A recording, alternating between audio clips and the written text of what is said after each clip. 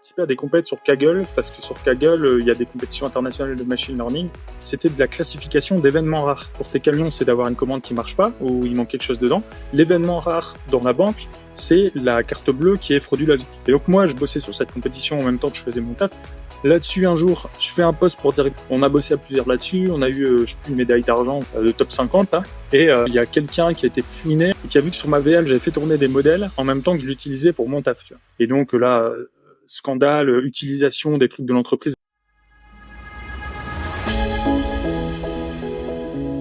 La vie de tech, c'est simple. C'est eux et leur ordi. Tout est prévisible, sous contrôle. Non, ça, c'est ce qu'ils voudraient qu'on croie. Parce que la réalité, personne n'ose nous la raconter. Enfin, jusqu'à aujourd'hui. Dans Tronche de Tech, on va leur tirer les vers du nez. On va leur faire raconter leurs meilleures anecdotes. Les nuits où tout part en sucette et les bugs que personne ne comprend. Et puis, s'ils sont sympas, on les laissera peut-être se vanter de quelques réussites. Je m'appelle Mathieu Sanchez, je suis le CTO d'Akazi et je vous souhaite une excellente écoute. Salut Benjamin, comment tu vas ? Salut Mathieu, ça va très bien. Merci de me recevoir, et toi ? Bah ça va très bien, écoute, trop cool d'avoir accepté l'invitation. Je t'en prie. Donc bienvenue sur Tronche de Tech. Avant qu'on commence, je vais te laisser te présenter en 3 phrases, c'est mon petit challenge. Avant ça, ce que je voulais raconter qui est rigolo quand même, c'est une petite anecdote, quand je t'ai contacté sur LinkedIn. Et en fait, quand on a fait le call, j'ai recherché le mail que je t'avais envoyé, tu sais. Et là, je vois Benjamin Dubreux, j'avais un autre mail avec ton nom dedans sur Google. Et en fait, on a découvert du coup qu'il y a, quelques années, moi j'ai été mentor Open Classroom, tu vois. Alors j'étais pas du tout, toi t'es data scientist. Et moi j'étais mentor sur le parti web Python, mais je sais pas, il y avait un truc avec Open Classroom, il m'avait inscrit sur un mauvais parcours. Et du coup, il y a pendant 2 jours, j'ai vu un étudiant qui était Benjamin Dubreux, qui m'était affecté pendant 2 secondes, tu vois. Et puis moi j'ai dit bah non, en fait c'est pas du tout le parcours où je suis pertinent, tu vois. Donc finalement on s'est jamais rencontrés, mais on aurait pu se rencontrer il y a assez longtemps en fait, un peu par le hasard du calendrier, quoi. Donc c'est rigolo. Je te laisserai du coup, je te laisse te présenter en 3 phrases déjà pour commencer. Yes. En 3 phrases, c'est pas simple, mais ok. Je m'appelle Benjamin, j'ai 35 ans et je travaille dans la data. Top. Hyper bien respecté, tu vois. Mais ce que je dis toujours, c'est qu'en fait, il y a des gens qui peuvent faire des très longues phrases, tu vois. J'ai pas de, voilà. Cool. On va dérouler le reste pendant l'entretien. Exactement. C'est un peu ça. C'est pour ça que je fais une présentation en 3 phrases. C'est parce qu'en fait, on parle vraiment de ton parcours tout le long. Donc, on va raccrocher plein de wagons au fur et à mesure. Cool. Et ma première question pour toi, qui est un petit peu ma question classique, c'est comment toi, tu tombes dans le milieu de la tech au tout début? Ouais, c'est pas simple. En fait, comment je suis tombé dans le milieu de la tech, on pourrait dire que c'est avec le site du zéro. Parce que là, on parlait d'Open Classroom à l'instant, mais en fait, Open Classroom avant, ça s'appelait le site du zéro. Et, c'était l'époque, c'était la grande époque, là, avec les forums, la V2 et tout ça.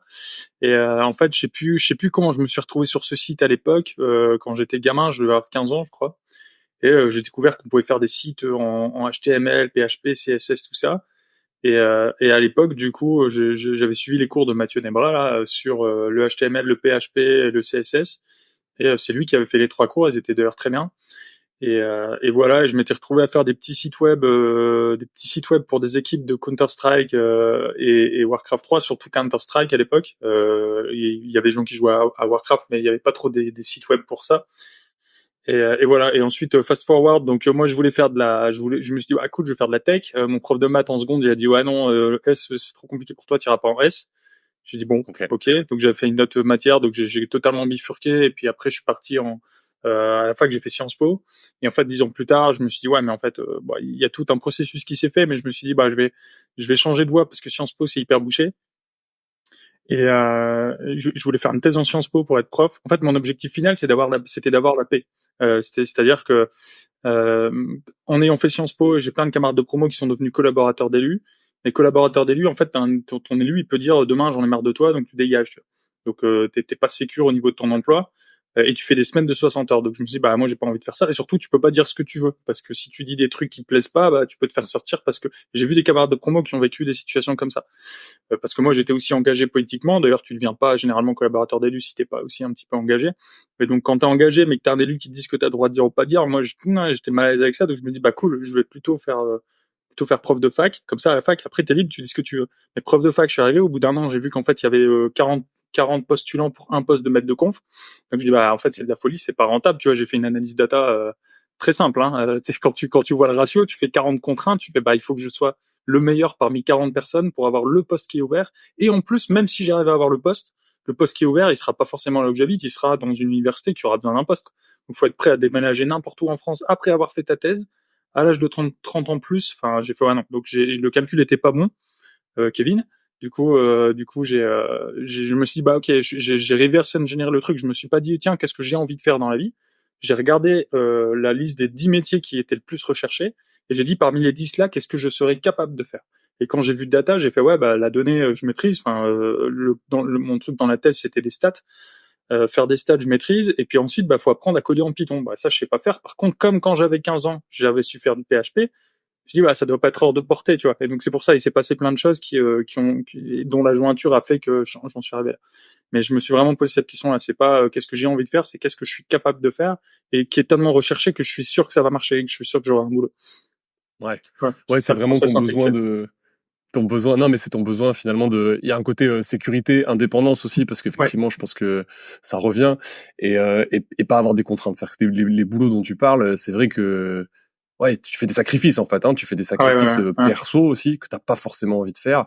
Et je trouve que c'est ça qui est fou aujourd'hui, nous dans notre métier. T'as de moins en moins de sacrifices perso à faire quand t'es dans la data, dans la tech. Tu vois, tu peux Mais en télétravailler, fait, tu peux rien faire. ouais, c'est clair, on a des métiers de luxe, mais pas juste dans la data. C'est-à-dire qu'en fait, un truc tout con, tu vois. T'as un problème urgent. Tu dis bah je me casse et je rattrape 2 heures ce soir, et tout le monde dans ton entourage et tes collègues va dire bah oui, go, vas-y, et puis tu rattrapes tes 2 heures et puis on s'en fout. Il y a plein de métiers où tu peux jamais de la vie faire ça, tu vois. Et en fait, cette flexibilité horaire, c'est un luxe incroyable. Parce que problème urgent pour les gamins, tu peux. Problème urgent, t'as une infiltration, tu peux gérer tout de suite. Et donc toutes les petites merdes que les gens normaux, enfin entre guillemets, les gens qui ont un métier où tu peux pas te barrer, bah, ils sont occupés, ils peuvent faire ça que le soir, mais le soir les entreprises sont fermées, tu vois, donc ils perdent un temps fou. Les rendez-vous, tu vois, un rendez-vous dentiste, tu peux le prendre à l'heure que tu veux, donc tu peux l'avoir beaucoup plus vite qu'une personne qui est condamnée. Et ça, c'est un luxe immense et les gens s'en rendent pas compte. Ouais, si, mais du coup, moi, des fois, je me demande comment les gens qui n'ont pas cette flexibilité font en fait. Des fois, Je je suis me dis d'accord, ouais. Parce que c'est pas déjà, on s'en possible sort quoi. pas, ouais. Non, c'est Ouais. incroyable.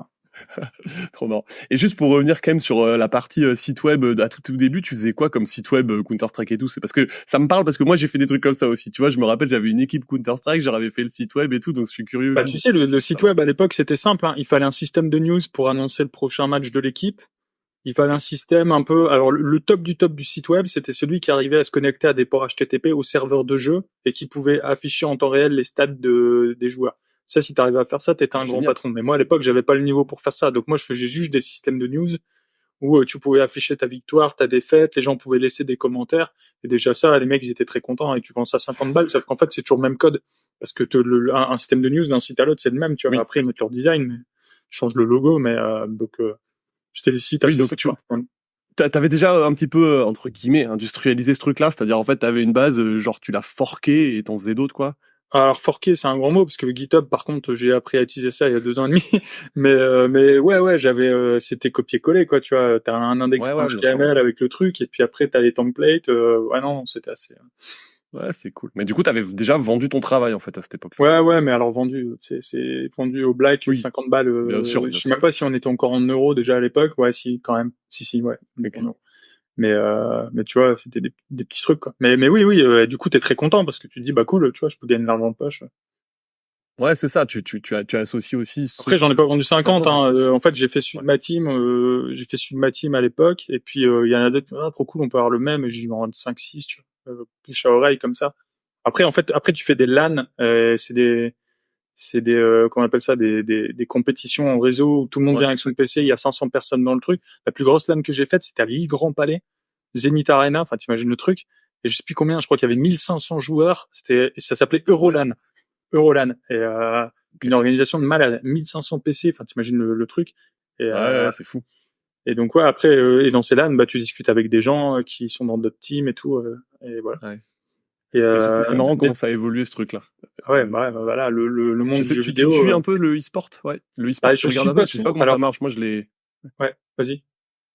Non, moi, je les vois. Tu vois, j'ai vu un petit peu des gens jouer et tout, mais j'ai l'impression que ils sont chacun dans leur environnement en fait. Ils se voient pas en fait. Ils sont chacun à distance dans les compètes. J'ai l'impression. Ah, dans les compètes, je sais pas trop. Moi, je sais que à Lille, il y a une team qui s'appelle Lille eSport, qui est gérée par un gars qui s'appelle Ryan, qui est hyper passionné par ça. Il joue pas lui, enfin, je crois qu'il joue lui-même un peu en mode sport, mais il est pas compétitif. Par contre, il adore tellement ça, il est tellement passionné par ce milieu qu'il a monté une équipe. Enfin, sur fond quasiment propre, ça fait 2 ans que le gars il bosse en mode bénévole, et il a trouvé des sponsors. Là, récemment, ils ont trouvé un sponsor avec OVH, tu vois. Et là, pour le coup, il a une vraie gestion d'équipe. Je crois qu'il y a un manager. Les mecs, ils se voient. Enfin, ils font des. Ok. Et donc, je pense que eux, pour le coup, ils sont en physique. Je suis pas sûr. J'ai pas envie de dire de bêtises, mais. Et après, j'ai fait un autre truc aussi. Il y avait la crème de la crème là qui m'ont invité à un de leurs events l'année dernière en 2023. Ils avaient fait un tournoi de Mario Kart. Ils ont organisé ça dans une entreprise de e-sport à Paris. Tu vois Génial. les locaux, mais c'est incroyable. Hein. Ils ont un budget monstre parce que toutes les chaises sont les chaises high-tech à 4000 balles. Les écrans, c'est le turfu. Les locaux, c'est ouais, tu sais, c'est les locaux start-up un peu modernes avec la moquette propre Inifuge, là, pas la vieille moquette Ouais. dégueulasse, mais la moquette propre, les nerfs partout. Et eux, pour le coup, ils sont tous en présentiel, les joueurs. Tu les vois. Et attends, ça m'intéresse ça parce que là t'as dit c'est Mario Kart. C'est quel Mario Kart? Désolé, ça va tomber ce truc. J'ai C'est les entendu aléas Scratch du qui se direct. rigolait, j'ai fait, ah, laisse tomber, ça va tomber pour le. Non, je disais Mario Kart, c'est Mario Kart sur Switch? Ouais. Ils avaient fait un tournoi de Ah, Mario Kart. excellent. Ouais. D'accord. Parce que nous, tu sais, dans ma boîte, on a un Mario Kart, on joue à Mario Kart tous les midis. Tous les Ouais, mais midis, ça, tout le dans monde joue ma à tech, Mario ouais, Kart. ça arrive souvent. C'est ouf. Mais du coup, je savais pas qu'il y avait un engouement vraiment aussi fort autour de ça, tu vois. Et là, j'ai vu quelqu'un qui est en train de refaire Mario Kart en JavaScript. Je sais pas si t'as vu ce Ouais, gars-là. j'ai vu. Et C'est dingue. ouais. Non, mais C'est Mario fou, Kart tu vois. aussi, Et... c'est un vrai, bah, tu sais, c'est un peu un cluster c'est un peu un cluster culturel, entre guillemets. Je sais pas comment Ouais. présenter ça autrement, mais, Mm. tu vois, les gens connaissent les références des mêmes films et ils ont joué au même jeu quand ils étaient gamins et ils se retrouvent tous dans la tech. Ouais, puis celui-là, Et au final, moi, il se j'ai pu renouvelle, faire en par fait. Sciences Po, mais c'était un accident parce que tu vois bien qu'avec la culture et les références culturelles que j'ai, bah, et le fait d'avoir joué à Mario Kart, en fait, je suis revenu finalement là où j'aurais dû toujours être. Après, on pourrait presque dire ça. Tu Ouais. Mais, mais ce qui est rigolo, c'est du coup le moment de bascule pour toi, c'est ton prof qui te dit tu vas pas faire S, grosso modo. Il y a quelqu'un, une autorité qui te dit c'est pas fait pour toi. Pourquoi il te dit ça? Et en vrai, il avait raison. C'est-à-dire qu'à l'époque, je l'ai traité, mais S, il aurait fallu que je bosse comme un acharné. Et au lycée, je foutais rien, mais littéralement rien. C'est-à-dire que ça m'intéressait pas, ça me gonflait. Donc du coup, j'arrivais en classe, je faisais des sudoku, je faisais ce que tu veux, je faisais tout sauf écouter ce que ça racontait, parce qu'en fait, je trouvais ça lent, je trouvais ça pas intéressant. Et donc en fait, si j'avais été en S, bah j'aurais pas le bac, parce que c'est trop compliqué, tu vois. Ça aurait été trop compliqué. Jusqu'à il y a 5 ans, je savais pas que E puissance 0, ça faisait 1, tu vois, pour te dire mon niveau en maths. Okay. Il y a 5 ans, j'ai repris tous les maths j'ai fait 7 mois de maths consécutives, mais il y avait un objectif derrière, donc ça avait du sens pour moi de le faire. Mais quand t'as 17 ans, et qu'on t'explique que tu dois faire, alors je sais pas moi, c'est quoi le programme de maths en seconde, tu vas avoir des suites géométriques. Et là, tu fais, bah, ok, mais enfin, quel est le but? Tu vois. Ouais, ça sert. Et donc, tu fais, bah, ouais, je dois apprendre les suites géométriques et on t'explique ça, et la physique encore pire, tu vois, la physique, moi, je suis sûr que c'est passionnant, mais moi, j'arrivais pas à accrocher, quoi. Fallait apprendre plein de trucs nouveaux, j'étais pas bon là-dedans. Donc, en gros, il a très vite compris que vu ma capacité de travail qui était proche du néant, j'allais pas, donc, en fait, il m'a rendu service, sinon, je pense que j'aurais pas eu le bac. Ok, ouais, ok. En fait, il faudrait une filière qui permette de faire de la tech sans avoir besoin de faire S. Ouais. C'est ça le truc. Parce qu'en fait, Découvrez-les la tech des maths et de la physique, en fait, en gros, un peu ouais, ça, quoi. Ou de la on s'en tape. Enfin, tu vois, les maths, ouais, pourquoi pas, mais la physique, c'est too much. Et la mais les SVT, maths, tu vois, pareil. Enfin, en fait, tu vois, S, mais ça a été découpé maintenant. Maintenant, il y a ouais. tu peux prendre des options et tout, c'est un peu mieux fait.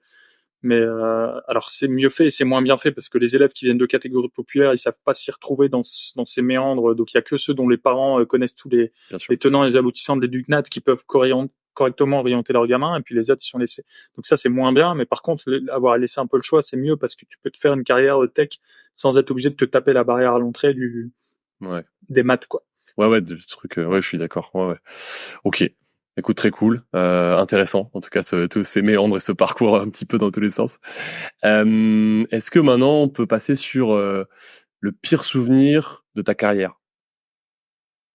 Ouais, le pire souvenir de ma carrière, on est en 2018-2019, un truc comme ça. Ouais. Et moi, je voulais, en fait, je participais à des compétitions sur Kaggle parce que sur Kaggle, il y a des compétitions internationales de machine learning et tu peux Ouais, peut-être t'améliorer en Kaggle tant. explique un peu la plateforme, ouais. Ouais, c'est des compétitions internationales de machine learning et tu peux t'améliorer en tant que data scientist en participant à ces compétitions parce que c'est assez intéressant. Ils viennent avec des vraies données. Alors c'est des données qui sont quand même un peu cleanées en amont et tout, donc c'est pas le vrai contexte pro, mais c'est mieux que les datasets un peu bébés qu'on a souvent dans les formations en ligne. Et donc leurs jeux de données sont parfois donnés par des organismes. Bah tu vois, tu vas avoir des hôpitaux qui mettent à disposition des scanners cérébraux et tu vas devoir Okay. détecter, et donc des vrais scanners de vraies personnes, et tu vas devoir détecter s'il y a une hémorragie ou pas, tu vois. Et ça, c'est de la vraie donnée. Donc ça, c'est cool parce que tu te mets dans une situation réelle où si tu avais cette donnée en face de toi, qu'est-ce que tu ferais avec et est-ce que tu arriverais à en sortir quelque chose. Donc c'est hyper intéressant. Et en fait, à l'époque, moi, je travaillais sur un truc qui avait rien à voir, mais c'était on devait prévoir quel type de commande. Donc, admettons, je suis un magasin et j'ai des camions qui arrivent dans mon entrepôt. La question, c'est faut-il ou pas contrôler ce qu'il y a à l'intérieur de ce camion, sachant que 99% du temps, tes fournisseurs, bah, ils font bien leur travail. Et donc la commande qui arrive, bah, elle est clean. Et donc si tu passes ta vie à contrôler des commandes clean, bah, tu crames un gaz de malade, tu payes des gens à faire un boulot qui en plus c'est chiant. Donc les employés vont pas être très contents, et en plus pendant ce temps-là tu les payes alors que ça sert à rien, etc. D'un autre côté, si tu contrôles jamais, bah t'as un autre problème, c'est que tu connais pas l'état de tes stocks. Donc l'idée c'était est-ce qu'on peut faire en machine learning un truc qui permet de faire ça. Et dans le même temps, sur Kaggle, il y avait une compétition qui n'avait rien à voir, c'était du bancaire, donc a priori, on pourrait dire ça n'a rien à voir, sauf que c'était la même chose, en fait, c'était de la classification d'événements rares. L'événement rare pour tes camions, c'est d'avoir une commande qui marche pas, ou il manque quelque chose dedans. L'événement rare dans la banque, c'est la carte bleue qui est frauduleuse, une dépense frauduleuse. 99,9% des dépenses sont des dépenses legit. Mais il y a une fois de temps en temps, il y en a une qui est pas bonne, faut la trouver. Et en fait, donc c'est pas le même contexte métier, mais en fait c'est le même setup en termes de machine learning. Et donc moi, je bossais sur cette compétition en même temps que je faisais mon taf parce que ça me permettait de voir ce qui se faisait de mieux dans l'industrie, etc. Là-dessus, un jour, on termine la compète et puis ça marche bien et on a des bons résultats. Je fais un post pour directement d'entreprise parce qu'on était plusieurs dans mon ESN à avoir participé à ce truc-là. On a bossé à plusieurs là-dessus. On a eu, je sais plus, une médaille d'argent, je sais plus quoi, le top 50 là. Qu'est-ce qui se passe là-dessus? Il y a quelqu'un qui a été fouiné, en fait. Il y a quelqu'un qui s'est pointé, qui a été voir sur ma VM et qui a vu que sur ma VM j'avais fait tourner des modèles en même temps que je l'utilisais pour mon taf. Tu vois. Et donc là, scandale, utilisation des trucs de l'entreprise, alors que la VM elle doit coûter, tu vois, $10 par jour et que je m'en sers en parallèle, tu vois, sur les trucs. Et, Okay. et en fait, le pire souvenir, donc évidemment, je me suis fait sortir. Mais le pire souvenir, c'est pas que je me suis fait sortir parce qu'en fait, c'est une très bonne chose que ça me soit arrivé parce que ça m'a permis de diversifier les clients euh, et surtout, ça m'a permis comment dire. En fait, on avait fait le tour du sujet. C'est un sujet qui a bien marché. Aujourd'hui, il est encore en prod chez le client. Et on avait fait le tour. Et si j'étais resté 6 mois de plus, j'aurais rien eu à écrire en plus sur mon CV que ce que j'avais là déjà. Donc en fait, pour moi, c'était limite bonus. Par contre, ce qui m'a saoulé, c'est l'attitude de la personne dont je crois que c'est elle qui a été fouillée sur la VM, qui vient me donner des leçons de morale. Tu vois, en mode et tu vois, qui vient m'expliquer, ouais, non mais c'est pas bien, machin. Et moi j'étais là, mais tous les matins, camarade, t'es au café pendant 1 heure avec tes collègues.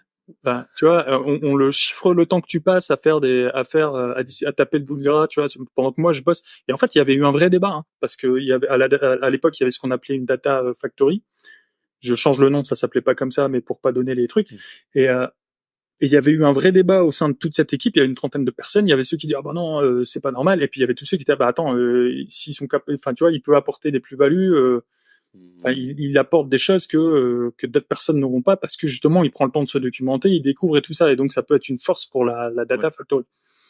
Et donc, et en fait, ce qui a fait tomber le couperet, c'était pas tant le comportement lui-même que le contexte budgétaire qu'il y avait autour.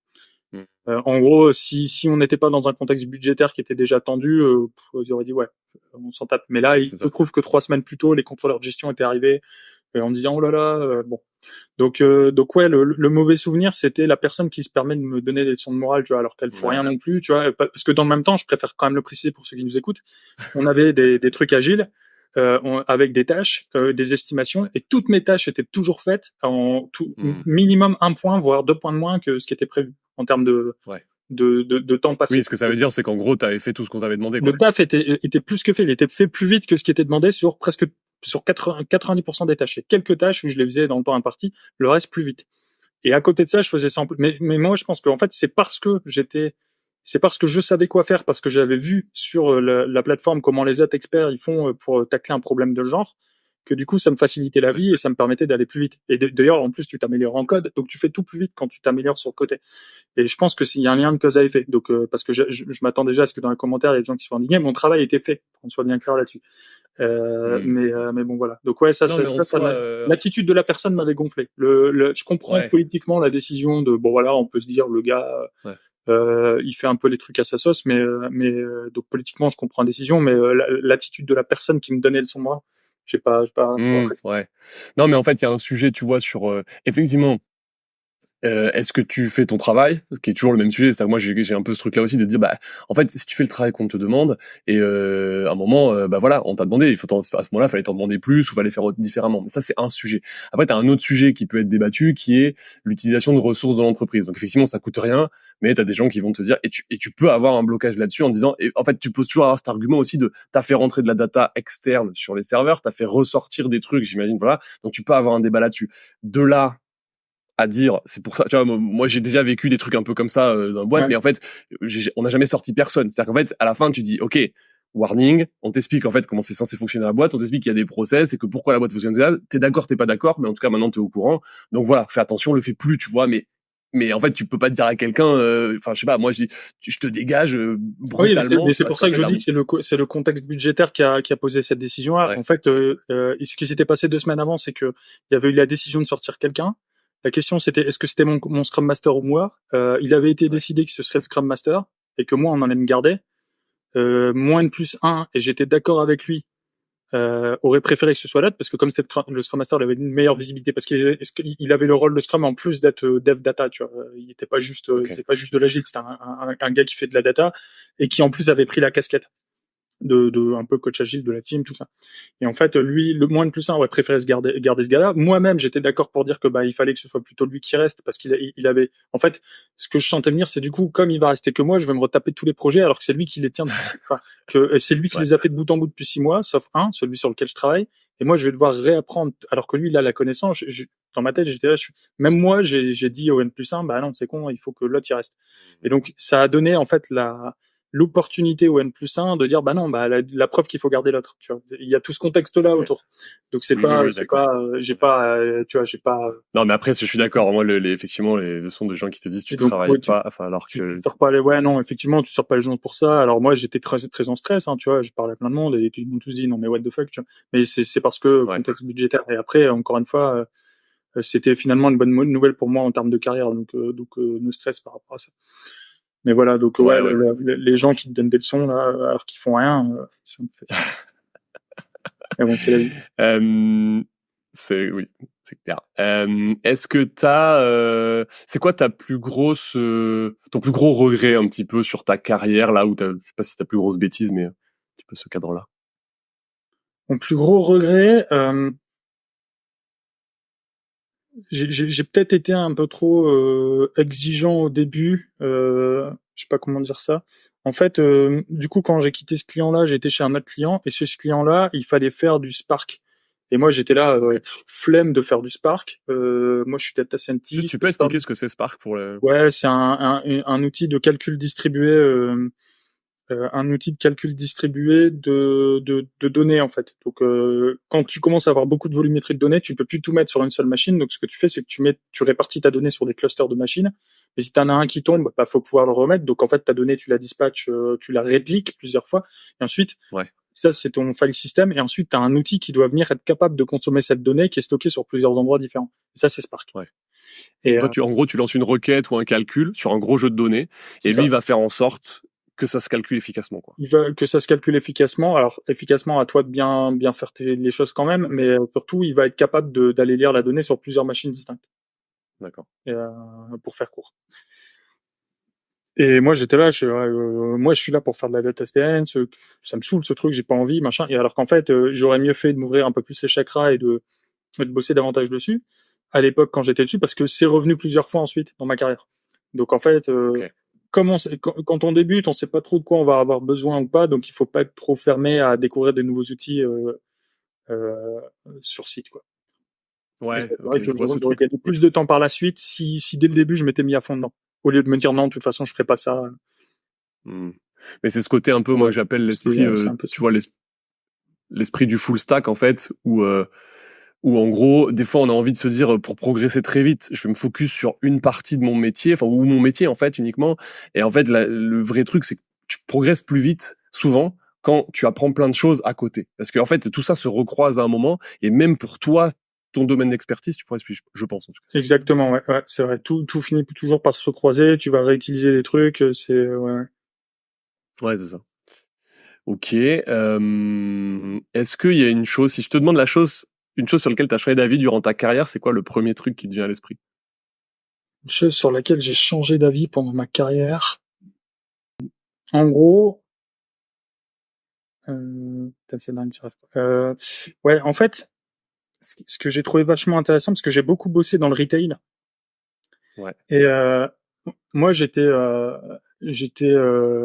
engagé politiquement à l'époque, comme je disais au début de l'interview, à gauche, et j'étais un peu de la team. Ok, il y a des gens qui ont besoin de trucs, et donc si tu leur vends cette chose, bah, c'est toi qui deviens riche. Mais si t'étais pas là, quelqu'un d'autre leur aurait vendu. Tu vois.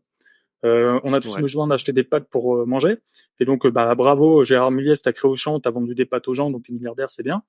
Mais si t'avais pas été là, c'est Carrefour qui aurait vendu les pâtes aux gens, et donc les emplois auraient de toute façon été créés, parce que Auchan avait besoin de caissières, mais si Auchan n'avait pas existé, Carrefour aurait lui aussi eu besoin de caissiers, et donc les emplois de caissiers auraient existé avec Auchan ou sans toi. Et donc l'idée c'était à la base que j'avais, c'était faut pas s'attribuer le mérite de la création d'emplois, parce que la création d'emplois est faite par la demande.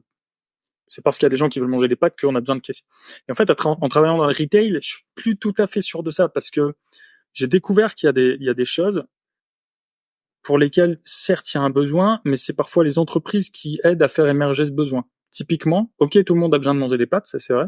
Mais si tu prends par exemple Decathlon, ils ont créé un univers entier de produits spécifiques pour le sport, etc. Où là, s'il n'y avait pas eu Decathlon, c'est pas sûr que quelqu'un d'autre aurait fait le job de Decathlon. Tu vois, parce qu'ils font de l'innovation de malade, ils sortent des produits qui répondent toujours plus à des besoins précis des sportifs. Ils font preuve d'une énorme créativité, inventivité.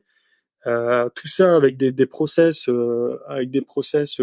hyper chiadés pour driver les coûts vers le bas au maximum. Et en fait, ça marche bien. Et cette initiative-là, elle aurait pu ne jamais être prise en fait. T'aurais pu ne jamais avoir d'entreprise Decathlon qui crée des produits pas chers pour les gens, et t'aurais eu et donc on travaille à force de et pourtant j'ai jamais travaillé chez Decathlon, mais tu vois, Leroy Merlin, on pourrait dire la même chose, tu vois. Et donc c'est pas entièrement sûr que il y a toujours de la demande pour tous les produits. Une offre peut aussi créer sa demande. Le meilleur exemple de ça, c'est Red Bull. Tu vois, il y avait pas de demande pour Red Bull à l'origine. Non. C'est les mecs ont créé un produit, puis ils ont dit tiens, comment on pourrait se démerder pour le vendre, et ils le vendent. Alors est-ce que c'est une bonne nouvelle que Red Bull soit vendu? Ça, j'en sais rien. C'est Coca-Cola. Mais toujours est-il que et donc du coup, je suis beaucoup moins certain qu'on puisse dire aux gens ouais non mais attends, t'as aucun mérite, les emplois auraient été créés sans toi. Et donc et ça, en travaillant dans le retail, j'ai quand même changé d'avis là-dessus. Maintenant, je suis pas non plus arrivé à l'extrême opposé du spectre où les entrepreneurs sont tous des héros qui créent des emplois. Parce que quand tu es entrepreneur, certes, tu crées des emplois, mais tu crées le niveau minimal d'emploi suffisant pour faire tourner ton activité, pas un de plus. Donc tu le fais pas parce que tu es sympa, tu le fais parce que tu as besoin des mecs. Donc j'ai pas changé du tout au tout. Il y a des gens, les entrepreneurs sont des héros, machin. Non, ils veulent gagner du cash. Il y a rien de mal à ça, mais faut pas non plus pousser le bouchon. Donc voilà, je me suis un peu recentré sur la question. Je suis dans une posture moins à gauche, mais je suis pas arrivé totalement non plus juste à la droite où Mais du coup, dans ce que tu les dis aussi, il y a politiciens une sont tous des question. salauds et c'est des entrepreneurs qui se rebrandent le monde, tu vois. Mais ça m'a recentré un peu quand même là-dessus d'avoir découvert tout ça. Ouais, ouais, Et Gérard Mullier, pour l'extrême. Mais moi, c'est vrai que je trouverais ça hyper intéressant d'interviewer ce gars-là parce que il a monté Auchan à partir de rien. Autant toutes les enseignes qui ont été créées après, il y avait l'expérience d'Auchan, donc tu pouvais te baser là-dessus et dire ok, c'est comme ça qu'on fait des process logistiques et tout ça. ok. Mais Auchan, c'est à partir de rien, donc c'est C'est vraiment vraiment la incroyable. première. Ok. Ouais, Auchan, c'est C'est la la première grande première enseigne comme ça. entreprise. Ok. Alors, d'aussi loin que je connaisse l'histoire du groupe, après, je suis pas un expert, mais de ce que j'en ai compris, ouais, Auchan, c'est vraiment la maison mère. Et puis après, sur la réussite d'Auchan, il y avait le capital et les connaissances nécessaires pour créer d'autres boîtes toujours dans le retail, là-dessus, quoi. Ok. Et Gérard Mullier, hyper intéressant. Le gars est, pas, je sais pas combien de multimilliardaire il doit être. Il est là, il s'en fout, il fait sa petite, son petit jardinage dans son jardin, tu vois, il fait son potager, ouais, et c'est sa nouvelle, son nouveau truc, son nouveau fer de lance, son nouveau cheval de bataille plutôt, c'est vraiment la bonne bouffe. Et tu vois, et donc Ok. il a pris du recul par rapport à tout ça. Enfin, tu as des entretiens vraiment hyper intéressants de ce gars. Et c'est marrant parce que lui, tu vois, je parlais de la gauche juste avant.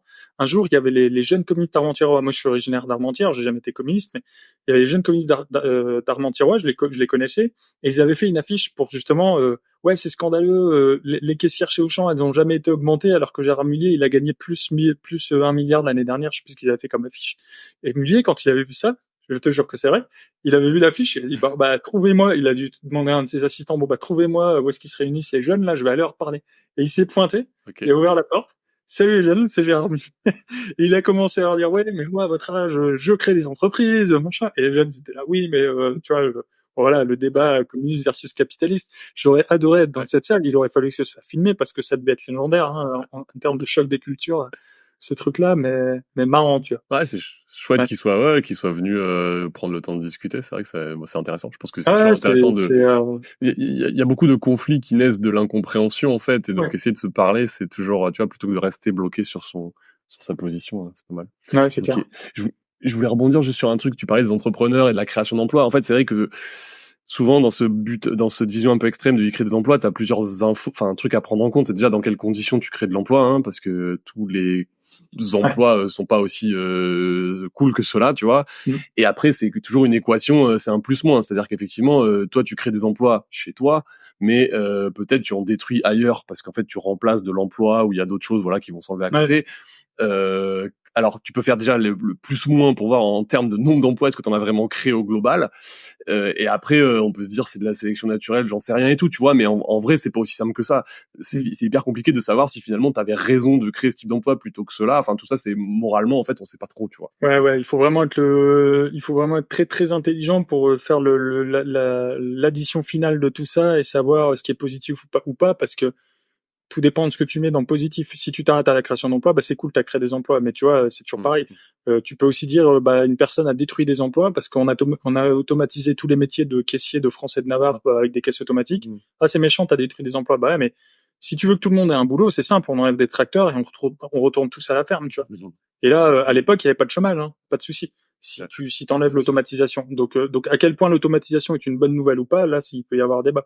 Mais si on décide que l'automatisation c'est une mauvaise chose, pendant la présidentielle, Anne Hidalgo elle avait fait une vidéo complètement lunaire où elle était devant Ouais. un guichet de gare là. Tu l'avais vu cette Ouais. vidéo? Elle est Non, devant un ça me dit guichet rien. de gare. Et elle dit non, mais ça va pas, il faut remettre des guichetiers, il faut remettre de l'humain, etc. Bah ok, tu veux remettre de l'humain, mais ton humain, il va rester là jusqu'à 22h30 le soir pour Ouais. donner un ticket à la personne qui arrive en dernier sur le quai. Ça n'a aucun sens, tu vois. Et c'est un boulot que Mm. personne ne voudra faire. T'es tout seul derrière ta caisse. Mm. Bien sûr que c'est bien d'avoir automatisé ce truc. Déjà, ça coûte beaucoup moins cher Mm. parce que si on remet des guichetiers partout, enfin, tu vois, et c'était lunaire qu'une candidate à la présidentielle puisse sortir Mm. c'était une ânerie. C'était Ouais. une ânerie complète, mais c'était pas réfléchi. C'est parce que qu'est-ce qui s'est passé? Ils ont vu que Ocasio-Cortez, l'étoile montante aux États-Unis, Alexandria Ocasio-Cortez, qui est une démocrate étoile montante aux États-Unis parce qu'elle a 25 ans et puis elle est devenue congresswoman à l'âge de 25 ans. Elle doit avoir 30 maintenant. Et elle faisait souvent des FaceTime sur Instagram où elle se prenait en vidéo et elle expliquait des trucs. Et donc ça marchait bien et l'équipe de campagne on va faire pareil. Mais ouais, mais sauf qu'il faut avoir un truc à dire avant parce que si t'es là et tu dis ah bah tiens on pourrait parler de ça, bah, tu te retrouves dans des situations où tu racontes ça. Donc l'automatisation, ouais, tout, bref, donc j'ai fait une divergence, mais tout ça pour dire que l'automatisation, on peut dire que c'est mal ou on peut dire que c'est bien, tout dépend de ce qu'on met derrière. Donc, Ouais, du contexte, et puis maintenant j'ai après, beaucoup plus de réticence à mettre un jugement sur quelque chose qui a été fait par quelqu'un d'autre. Ok. Ok. Est-ce que tu as une opinion tranchée sur un sujet particulier? Bah, moi, mon opinion tranchée sur, alors je sais pas à quel point on peut dire que c'est tranché ou pas, mais Ouais. tu vois, c'est le truc que je répète tout le temps sur LinkedIn. Et je pense que j'ai été en partie, j'ai en partie réussi sur LinkedIn grâce à ça. Euh, Ok. C'était, je répète à l'envi que tu peux t'en sortir dans une carrière tech avec beaucoup moins de compétences que ce que les gens veulent te faire croire. Parce que en fait, ce qui se passe selon moi, c'est qu'il y a tout un tas d'organismes de formation qui, euh, par peur d'être accusés de vendre du rêve, mettent un listing à la Prévert de tout ce qu'il faut savoir pour savoir faire un job. Certes. Et ensuite, tu as les offres d'emploi, où là, c'est la même chose. Les personnes qui les écrivent, qui ne sont généralement pas des techs, ont peur d'être critiquées pour avoir oublié un truc, donc ils mettent tout, just in case. Et quand tu vois les listings de tout ça, et que t'es débutant, tu flippes.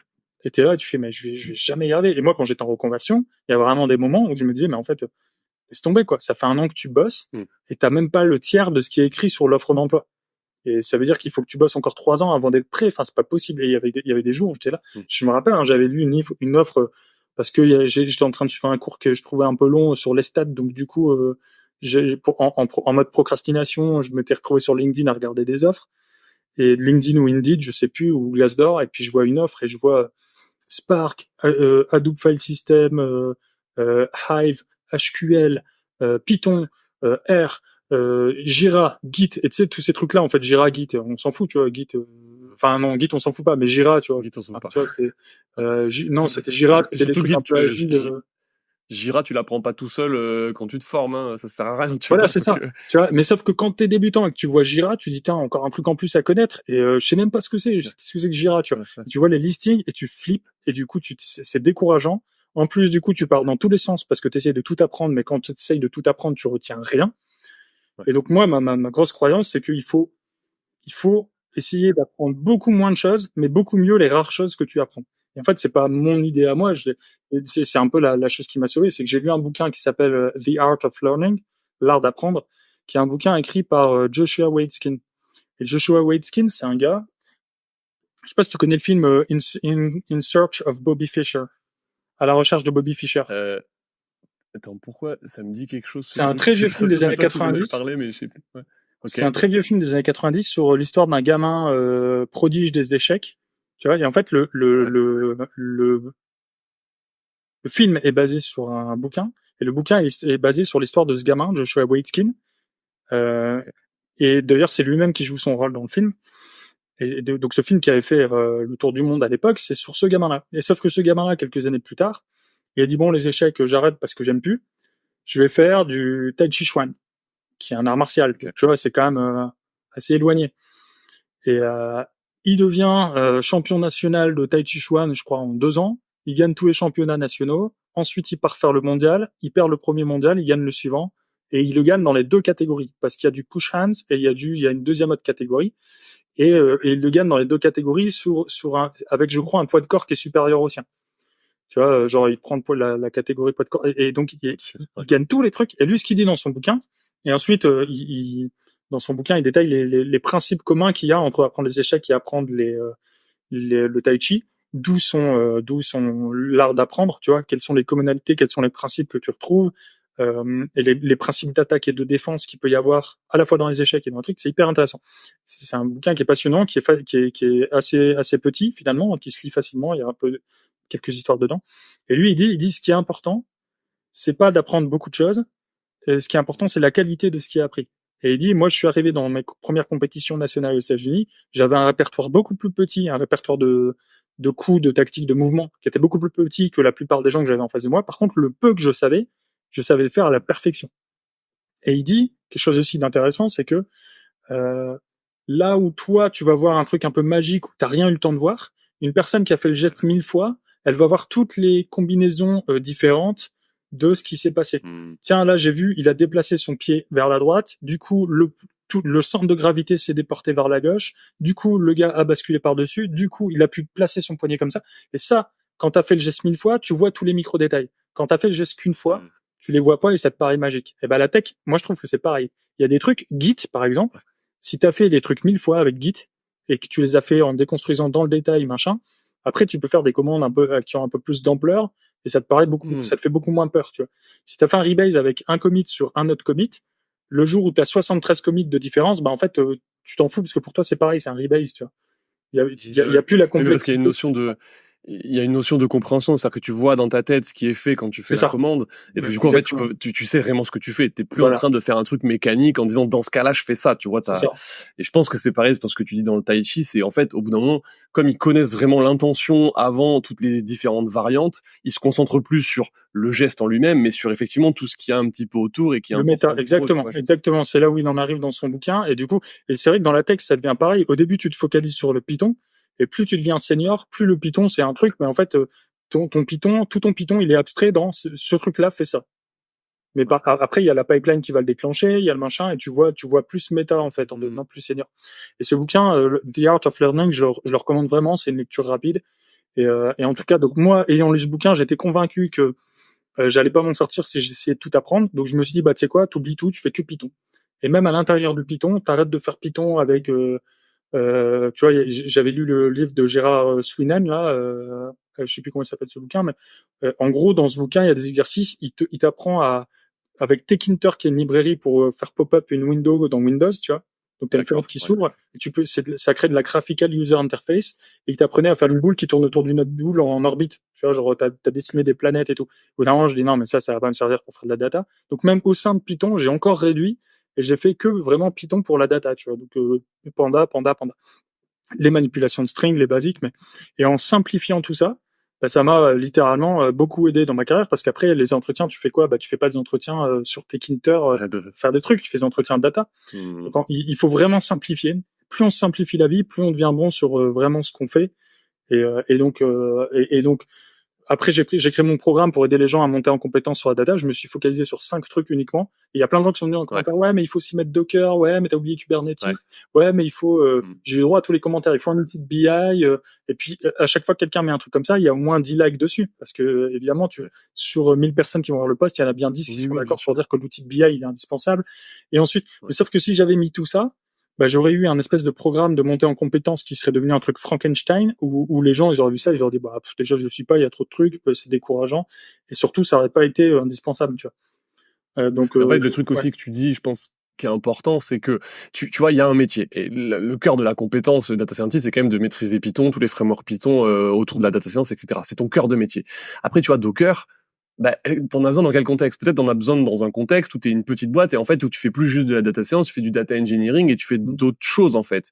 Mm. Et donc la réalité c'est que tu dois maîtriser une partie de ton métier qui est beaucoup plus petite que ce qu'on te fait croire et tout le reste est contextuel souvent et il y a des situations où tu en auras besoin, d'autres pas. Donc en fait la réalité, c'est que quand tu recrutes, tu dis, bah, moi, peut-être, je voudrais recruter quelqu'un qui maîtrise un peu Docker et tout, mais tu peux aussi dire, je veux recruter quelqu'un qui sera un peu débrouillard parce que je sais qu'il va pas faire juste de la data science. C'est C'est ça. un poste de Il, start-up, c'est un peu ouais. différent. Il montera en compétence sur trucs. Tu utilisais data engineering. Moi, mon programme, il aide les gens à se former au data engineering. Il y a notamment du Spark, ce qui est pas indispensable pour une personne qui fait pas ça. Par contre, Docker, tu vois, j'en suis à ma 4e mission de data engineering. J'ai jamais eu besoin de faire une image Docker. Et les rares fois où j'ai eu besoin de faire des trucs un peu plus DevOps, bah, il y avait toujours un DevOps dans l'équipe qui maîtrise mieux. Donc tu lui poses la question, il t'aide. Enfin, tu vois, c'est pas, tout le monde ne peut pas tout savoir. Donc il faut savoir limiter le champ, sinon tu t'en sors pas. En fait, c'est même Et pas, puis il ce y qui a est même pas de marrant, débat pour moi. C'est pas, il y a les pour, il y a les contre. ouais. Si t'es pour le fait de tout apprendre, bah vas-y, montre-moi comment on fait, parce que, enfin, il me semble que je suis pas le dernier. Et puis, J'ai appris les maths en 7 mois. Je partais de I puissance 0, je savais pas ce que c'était. Donc je suis pas le dernier pour pour être capable d'apprendre rapidement, que ce soit une langue vivante. J'ai appris l'allemand quand j'étais aux États-Unis. Donc il me semble que je suis plutôt efficace quand j'apprends des trucs nouveaux. Et pourtant, j'ai pas trouvé ni la force ni l'énergie, alors que j'étais en reconversion full time, d'apprendre tous les trucs qu'on m'a demandé.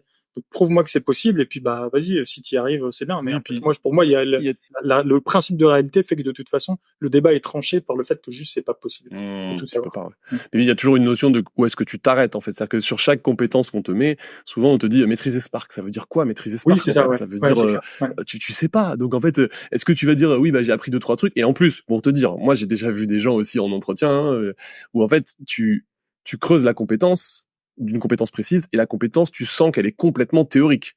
C'est-à-dire qu'effectivement, en fait, les gens, ils ont lu la page Wikipédia du truc, ils ont lu la doc, ils ont lu le machin, mais ils l'ont jamais vraiment utilisé. Et en Ouais. fait, ça change énormément dans la maîtrise de ton outil. Ouais. Donc, en vrai, bon voilà. Et puis, comme tu disais tout à l'heure, en fait, il y a plein d'outils que tout seul, c'est hyper dur de vraiment les apprendre. Tu vois, moi, je vois des trucs genre en dev web, par exemple, t'as des bases de données distribuées. Ben, en fait, tout seul dans ton coin, c'est pas la vraie vie, quoi. Tu vois, Ouais, tu non, vas ouais, pas c'est clair. faire, sauf si tu fais vraiment une app avec plein de gens. Bon, ok. Ok, bah écoute Benjamin, on a balayé plein de choses. C'était intéressant, c'était cool de discuter avec toi. Est-ce que je peux te laisser un petit mot de la fin pour clôturer l'épisode? Tu peux dire ce que tu veux. Tu peux parler de ton programme data, qui est très cool. Moi, je l'ai pas essayé parce que je fais pas de la data en ce moment, mais Ouais, bah c'est le mot de la fin, bah c'est celui-là en fait. Hein. C'est suivant, c'est celui-là parce que je remarque, on vit dans une époque où il y a beaucoup de gens qui ont beaucoup d'anxiété. Par exemple, dans mon programme, ça c'est hyper intéressant. J'avais fait un sondage et je l'avais pas relu depuis un moment parce que j'ai eu 1000 trucs à gérer. Et donc mon programme, pour ceux qui connaissent pas, j'ai un programme de montée en compétences pour ceux qui veulent s'améliorer en data. Donc voilà, j'ai travaillé pour presque une dizaine d'entreprises différentes maintenant, dans des contextes très différents, grands groupes, start-up, etc. Et donc j'ai vu des patterns qui reviennent souvent avec des difficultés, notamment sur Git où il y a beaucoup de gens qui sont un peu en galère avec ça, mais le SQL qui s'arrête à un niveau intermédiaire mais qui pourrait être un peu meilleur parfois. Et donc j'en ai tiré des conclusions. J'ai vu tiens c'est des problèmes qui apparaissent souvent. Et donc l'été dernier j'ai créé ce programme en disant bah j'ai vu ces problèmes-là qui apparaissaient souvent en termes de trous dans la raquette de compétences data des professionnels. Si ça vous intéresse, je le fais. Et donc j'ai dit, bah s'il y a 30 personnes qui s'inscrivent, je fais le truc. Et s'il y en a pas 30, bah je vous rembourse et puis voilà. Et en fait, en 2 semaines, il y a plus de 150 personnes qui sont inscrites, je crois, 2 ou 3 semaines. Genre, c'était. Et donc moi, je pensais que j'allais en vendre 30 et puis 10 personnes, 10 inscrits tous les mois, un truc comme ça. En fait, là, on est à bientôt 400 participants. Et parce que bah voilà, les gens ont considéré qu'effectivement les trous dans la raquette que j'avais identifiés, bah ils avaient les mêmes et donc ça répondait parfaitement. Et du coup et donc je parlais de ça parce que du coup il y a du monde qui a rejoint ce programme et au début de ce programme je mets un petit sondage voilà qui vous êtes, quelles sont vos difficultés, etc., etc. Et il y a un sondage où j'ai mis une question, j'ai mis quand vous arrivez en entretien technique, vous êtes serein, option 1. Option 2, pas tout à fait sûr. Option 3, terrifié. Et puis après, option 4, ils pouvaient mettre ce qu'ils voulaient. T'es à plus de 60% des gens qui ont mis soit fébrile, soit carrément terrifié. Et je crois qu'on est à pas loin d'un quart des gens qui sont terrifiés de l'entretien. T'imagines à quel point, et pourtant, c'est des gens, ouais. il y a les deux, il y a presque les 2 tiers des gens qui sont inscrits, qui sont déjà en poste. C'est pas que des gens en reconversion, il y a aussi des gens en reconversion qui se sont inscrits au profil, mais il y a plein de gens qui sont déjà en poste et ils considèrent que malgré le fait qu'ils aient déjà apparemment réussi des entretiens ou peut-être qu'ils n'ont pas eu d'entretien technique parce que ça peut arriver, ils se disent, en fait, les gens se disent, j'ai peur d'être jugé, j'ai peur qu'on se rende compte que je suis nul. Donc, et donc, si vous êtes dans cette situation-là, bah, prenez le temps rappelez-vous de Joshua Waitzkin et rappelez-vous que ce gars-là est devenu champion d'échecs et champion du monde de Tai Chi Chuan en réduisant au maximum la voilure, en le faisant très peu, mais par contre en le faisant régulièrement et en le faisant bien. Et donc ouais, si vous êtes anxieux quand vous utilisez Git à l'idée de casser un truc, ou si vous êtes anxieux à l'idée de passer un entretien parce que vous avez peur qu'on découvre, alors déjà, premier truc, les gens sont pas méchants. Ça, c'est vrai que ouais. J'ai rarement vu. Enfin, moi, ça m'est arrivé d'arriver. Surtout quand t'es freelance, c'est compliqué parce que quand t'es freelance, moi, je suis freelance depuis 3 ans maintenant. T'arrives dans un endroit où tes collègues sont pas tous freelance. Des fois, même il y en a. Ouais. Tout le monde sait qu'un freelance gagne le double du salaire du gars d'à côté, de base, enfin de facto, parce que les TJM avec le peu de taxation sur une micro-entreprise font que voilà, c'est x2 le salaire. Donc tu te dis, si le mec découvre que je sais pas faire ça, alors que je gagne 2 fois son salaire, il va me traiter. Et en fait, non. Les gens, ils sont là, évidemment que tu peux pas tout savoir. Donc en fait, j'ai jamais eu une personne qui m'a dit, attends, non, mais tu sais pas ça. Genre, tu vois, avec mépris ou autre. Les gens, ils sont contents de pouvoir vous rendre service. Et si vous avez un doute à ce sujet-là, observez-vous, quand on vous pose une question, à quel point vous êtes content à la fin d'avoir pu aider la personne. Et vous comprendrez que la personne, du coup, qui vous aide, elle est aussi, elle, très contente de pouvoir transmettre un truc qu'elle sait et de montrer, tiens, regarde, je peux te montrer ça et tout. Donc, les gens sont toujours très solidaires. Et c'est rare d'avoir une personne qui va, enfin, moi, j'ai jamais vu de la situation où t'as quelqu'un qui casse l'autre en disant, ah, t'es nul, que ce soit pour moi ou envers les autres. C'est-à-dire envers d'autres collègues à qui on aurait dit, non, mais ça va pas du tout. Et donc, n'ayez pas peur, du coup, de poser un max de questions. Et n'ayez pas peur d'assumer le fait que vous ne connaissez pas tout, même quand vous êtes en entretien. C'est-à-dire, bah, vous avez tout à fait le droit de dire, bah, écoutez, cette technologie, je la connais pas, mais je suis prêt à monter en compétence dessus. Parce que euh, les entreprises savent que c'est très difficile de trouver quelqu'un qui connaît tout. Et si elle trouve cette personne-là, il va demander de façon très chère. Donc, et dans mon programme, j'interviewe des professionnels de la tech, bah, un peu comme toi tu fais, des professionnels de la data. Il y en a 6 qui ont été, j'ai fait 6 interviews.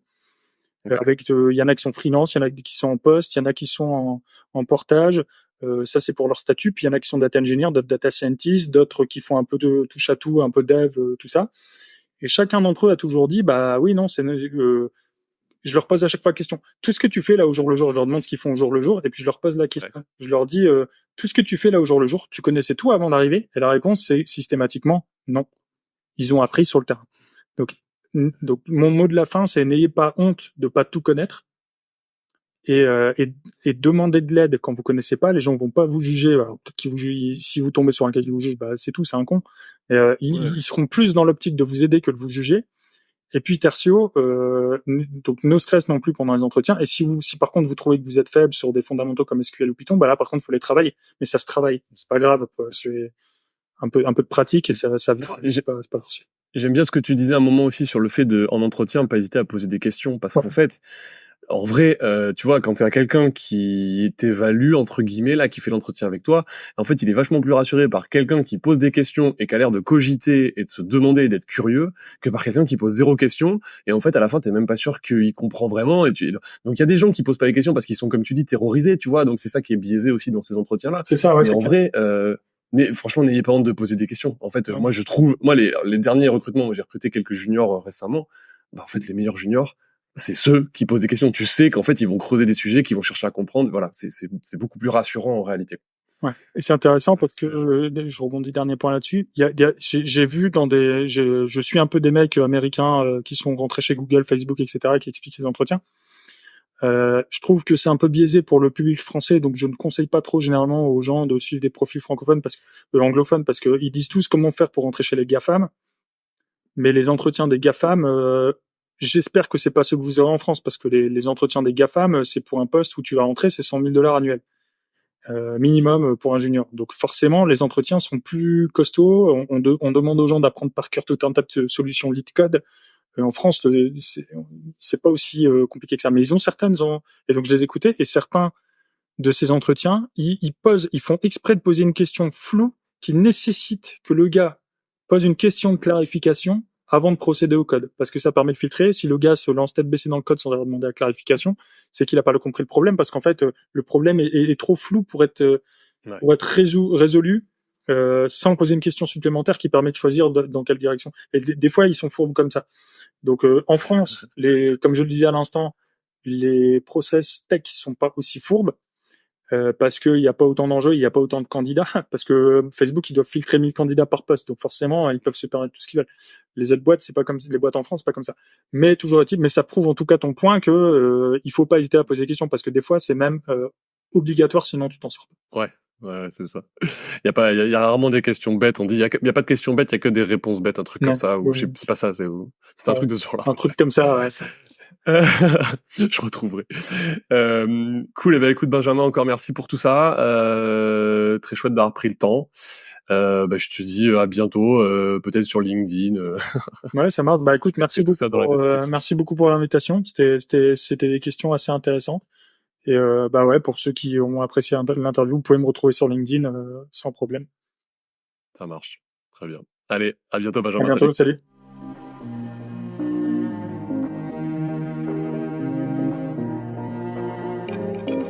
Ça y est, c'est terminé. La tronche de tech du jour nous a livré tous ses secrets. Ou presque. S'ils t'ont plu, n'hésite pas à nous le dire en commentaire, à noter le podcast ou à m'envoyer un message sur LinkedIn. Dernière chose, si tu es freelance ou indépendant ou que tu envisages de te lancer à ton compte, tu auras certainement besoin d'un expert comptable. Dans ce cas-là, viens voir ce qu'on fait chez Akazi sur www.akazi.io. Ça s'écrit ACASI.io. Et promis, tu seras super bien accueilli. Sur ce, je te dis à très vite pour un prochain épisode de Tronche de Tech.